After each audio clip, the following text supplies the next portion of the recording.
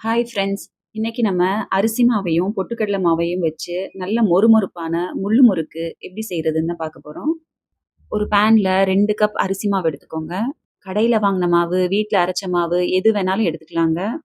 அடுப்ப லோ ஃப்ளேம்ல வச்சு 5 நிமிஷம் மாவ நல்லா வறுத்து விட்டுக்கோங்க. அரிசி மாவை இந்த மாரி வறுக்கும்போது முறுக்கு நல்லா கிரிஸ்பியா வருங்க. அரிசி மாவு அளந்த அதே கப்ல 3/4 கப் பொட்டுக்கடலைய நல்லா ஃபைன் பவுடரா அரைச்சு நல்லா சலிச்சு எடுத்துக்கோங்க.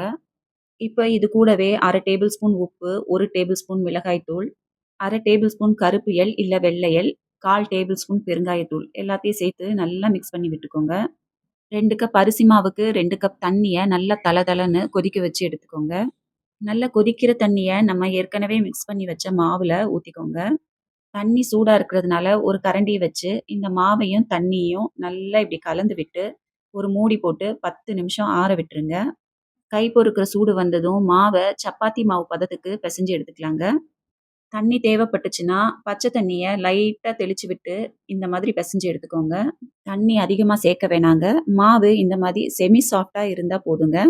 பாருங்க, இந்த மாரி கையில இப்படி எடுத்து பார்த்தீங்கன்னா, லைட்டா திரி திரியா வரணும். ஒரு ஸ்டார் அச்சு உள்ள முறுக்கு மோல்டு எடுத்துக்கோங்க. அந்த முறுக்கு அச்சுல கொஞ்சமா மாவ இப்படி ஸ்டஃப் பண்ணிட்டு, எண்ணெய் தடவின பிளேட்ல, இல்ல இந்த மாரி ஒரு கரண்டில முறுக்க இப்படி ரவுண்ட் ஷேப்பா பிழிஞ்சு விட்டுக்கோங்க. முறுக்கோட கடைசி பகுதிய ஒண்ணு சேர்த்து விட்டுருங்க. இல்லைன்னா எண்ணெயில போடும்போது முறுக்கு பிரிஞ்சு வந்துரும். எண்ணெய் நல்லா சூடானதும் அடுப்ப மீடியம் ஃப்ளேம்ல வச்சு ஒவ்வொரு முறுக்கா இந்த மாதிரி போட்டுக்கோங்க. 2 பக்கம் திருப்பி போட்டு எண்ணெயோட சலசலப்பெல்லாம் அடங்குனதும் முறுக்க வெளியில எடுத்துடலாங்க. அவ்வளதாங்க. முள்ளு முறுக்கு ஜம்முன்னு ரெடி ஆயிடுச்சு பாருங்க.